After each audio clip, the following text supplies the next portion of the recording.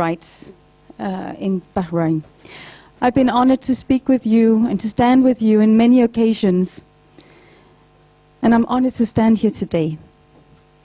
And one day that will always stand out in my mind is the day that, after several years of hearing his name as a prominent human rights defender and working later on with my colleagues in Amnesty to profile his case after he had been arrested, was the day that I met Nabeel Rajab for the first time.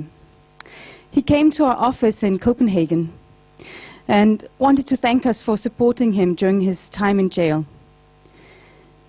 And I think those of you who have met him will agree with me that he brings a unique combination of strength and humility, of eloquence and humor to the fight for human rights.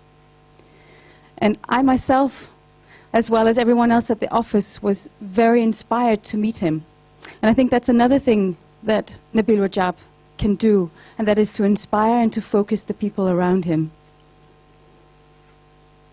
And all of those qualities were also very much evident when I, together with Nabeel and other prominent human rights defenders from Bahrain, met with the Danish Minister of Foreign Affairs at the ministry to try to argue that Denmark could do much more and be much more assertive in the way that it worked for human rights in Bahrain in general, but certainly also specifically on the case of Abdulhadi al-Khawaja and his daughter Zainab al-Khawaja, who at this point were either imprisoned or in danger of being imprisoned. Nabeel Rajab's leadership, together with many of the people who are here today, in reminding the world of what is going on in Bahrain has been crucial. And today he's imprisoned, facing up to 13 years or even longer for peaceful tweets. His health is poor, and we're many who are deeply concerned about his well-being and the persecution he has been facing for so many years now. The farcical trial that he's been subjected to follows the pattern of many others in Bahrain. It has been postponed so many times that people are confused about whether there is a trial and when it will be going on. It's a cat and mouse game that has nothing at all to do with due process or with justice. And parading a prominent human rights defender like Nabeel Rajab in front of a court over tweets is shameless. It's a barefaced attack on freedom of expression. Amnesty considers Nabeel Rajab a prisoner of conscience. He should immediately be released. And these absurd charges should be dropped. And he should be released, along with a lot of other prisoners of conscience in Bahrain. For Nabeel's case is not singular.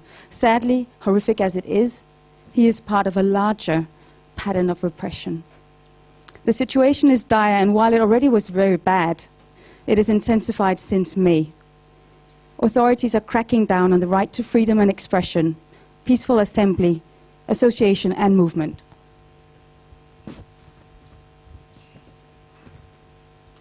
Basically, anyone who is in the slightest bit critical of the authorities and who stand up for human rights risk and indeed pay a very high price indeed. Abdulhadi al-Khawaja and others are still imprisoned for their peaceful demonstration and demands for human rights in 2011. There's continued impunity for torture and killings at the hand of security forces and the police. Opposition figures and parties have faced repression, intimidation, harassment and imprisonment. For example, the Al-Wafaq movement has been ordered dissolved this summer. Their leader, Sheikh Isa Qasem, was shockingly handed a sentence of 9 years for speeches, for words which were critical against the government. And other prominent opposition politicians are also behind bars. It's clearly politically motivated and sends a clear message that legitimate and peaceful demands for reform will not go unpunished. The authorities are using a combination of travel bans, revocation of citizenship, expulsion from the country against journalists, against activists and all kinds of critics.